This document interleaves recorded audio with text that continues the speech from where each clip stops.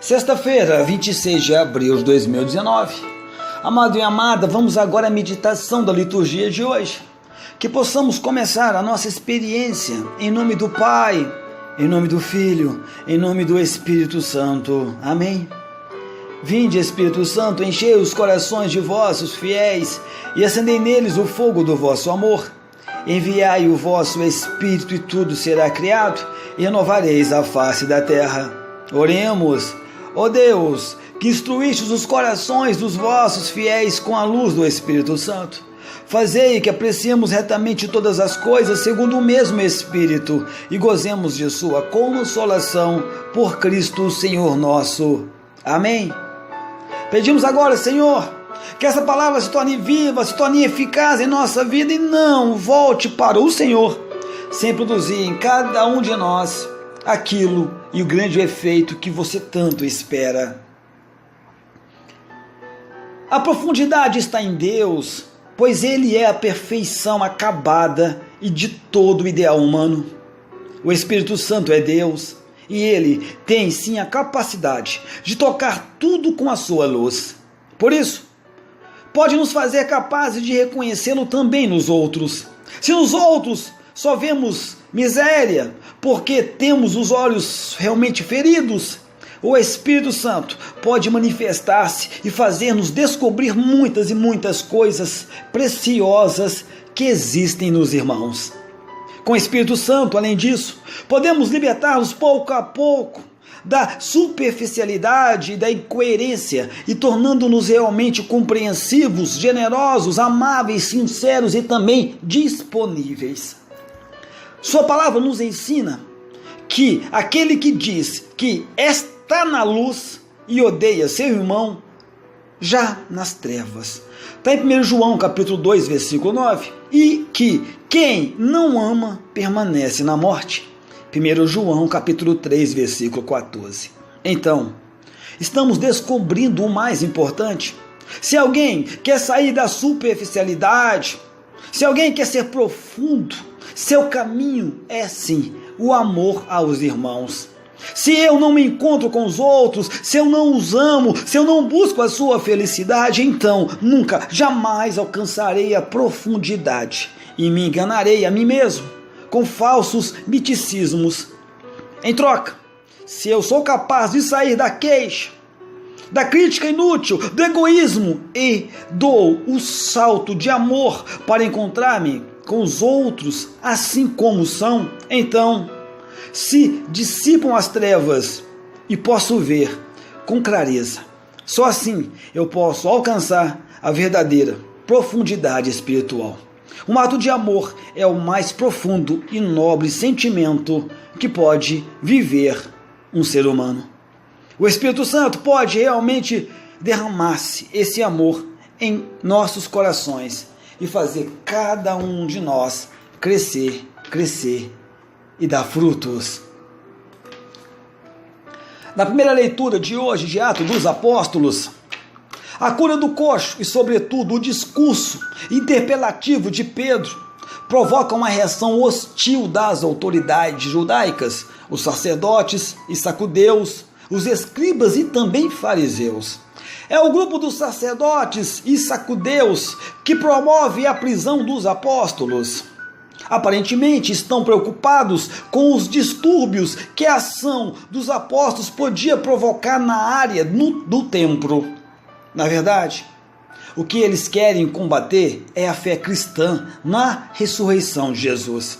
Eles não podiam dizê-lo claramente para não provocar a reação do grupo dos escribas e fariseus que admitia a ressurreição. A prisão de Pedro e de João marca assim o início da primeira perseguição contra a igreja. Mas o resultado desta perseguição é o aumento dos discípulos, o que preocupa sim o Sidério. Reunidas semanas antes para julgar Jesus, cuja mensagem lhe parecia uma ameaça para o seu poder. Mas a morte de Jesus não encerrou o seu caso. Os seus discípulos, assumindo então A função de mestres que lhe estava reservada continuavam a fazer realmente prosélitos e anunciar, sim, a ressurreição dos mortos. A influência e o poder dos sacerdotes e dos sacudeus continuavam sobre as ameaças. Por isso, voltam a reunir o sinédrio. É notável a audácia, a parresia com que Pedro, cheio, lotado, transbordando o Espírito Santo, denuncia no meio do sinédrio o crime perpetrado pelos chefes do povo e anuncia, sim, a ressurreição de Jesus. E foi, sim, em nome de Jesus que o coxo foi curado, porque só nele há salvação.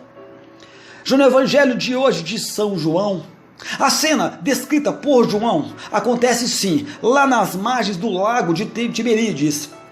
Um grupo realmente de pescadores galileus, discípulos de Jesus, depois do fracasso na faina noturna, consegue uma pesca abundante, quando lança-se as redes ao lado indicado pelo desconhecido que lhes fala lá da praia.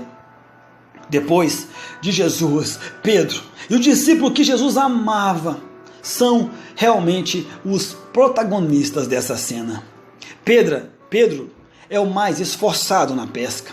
O outro discípulo é o primeiro a reconhecer Jesus. João narra depois a refeição dos discípulos com o Senhor ressuscitado. Espontaneamente somos levados a pensar na Eucaristia, que as comunidades cristãs celebravam e celebram com absoluta convicção da presença do Senhor.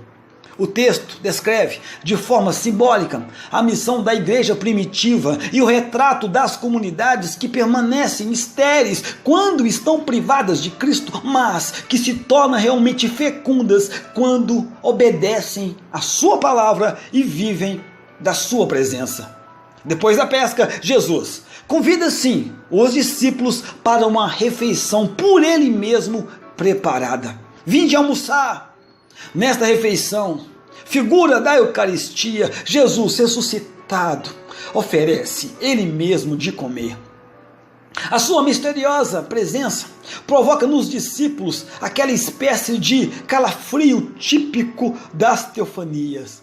A conclusão do evangelista é um convite à comunidade eclesial de todos os tempos, a quem encontre o sentido da sua vocação, centrando-se em Jesus como Senhor da vida, porque é na dupla mesa da palavra e da Eucaristia que a igreja torna frutuosa a sua ação no meio dos homens.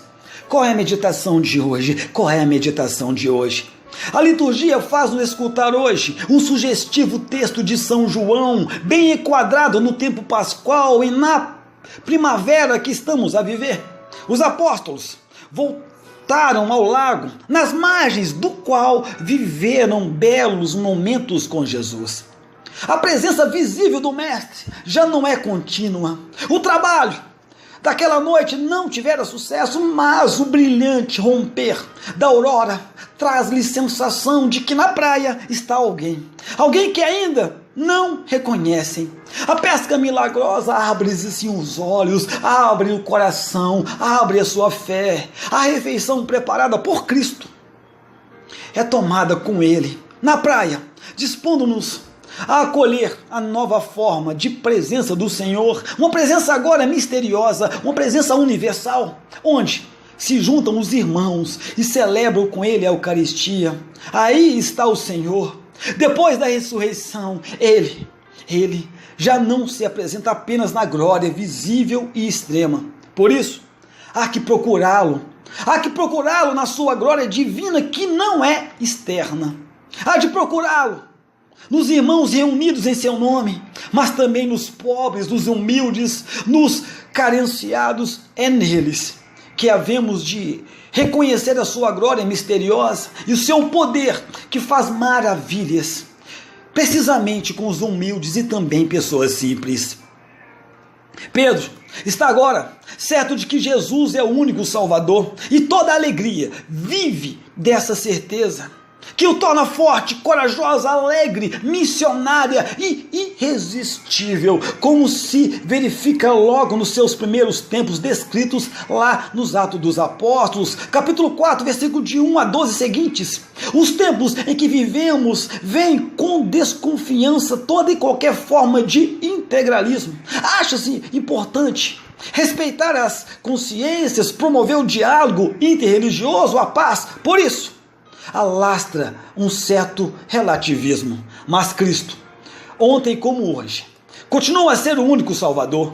Essa certeza não pode, todavia, tornar-se uma arma contra quem quer que seja, mas tem que ser uma proposta paciente, uma proposta firme, serena e motivada a fazer a todos de modo alegre, de modo corajoso, dialogante e também testemunhante. Segundo as convicções, nós temos que realmente tem tudo partir e ser derivadas do nosso carisma profético. Como ele, nós temos que entender que nós devemos ser missionários, não só devem dar testemunho dele, mas também dar a vida pelos seus amigos. Está em João capítulo 15, versículo 13, isto é, por aqueles a quem são enviados, aqueles são enviados a servir, dar a vida por aqueles que evangelizamos, é a suprema prova da amizade. Dada por tantos e tantos missionários mártires, ninguém a maior prova de amor que dar a vida pelos amigos. João capítulo 15, versículo 13. Amado e amada, vamos agora a um momento de oração. Senhor, quero rezar-te, inspirando-me nas palavras do teu servo Paulo VI. Livrai-me de cair numa espécie de nominalismo cristão, quando me pergunto quem és tu e quem és para mim, que jamais eu tenho de iludir a lógica dramática do realismo cristão. Se acredito que fora de ti não há solução para as questões essenciais da existência, se não são verdadeiras e atuais as palavras de Pedro, cheio de Espírito Santo, então sinto-me abalado e mesmo perturbado. O teu nome já não é um simples apelativo, insinuado na linguagem convencional da nossa vida, mas a tua presença, a tua estatura de majestade infinita, que ergue diante de mim. Tu és o alfa, tu és o ômega, o princípio e o fim de todas as coisas, o centro cósmico, que obriga a reconsiderar a dimensão da nossa filosofia, da nossa concepção do mundo, da nossa história pessoal. Diante de ti, sinto-me esmagados, como os apóstolos nos montes da transfiguração. A tua humildade de Deus, feito um homem, confunda-me tanto quanto a tua grandeza, que todavia não só torna possível o diálogo contigo, mas oferece e impõe.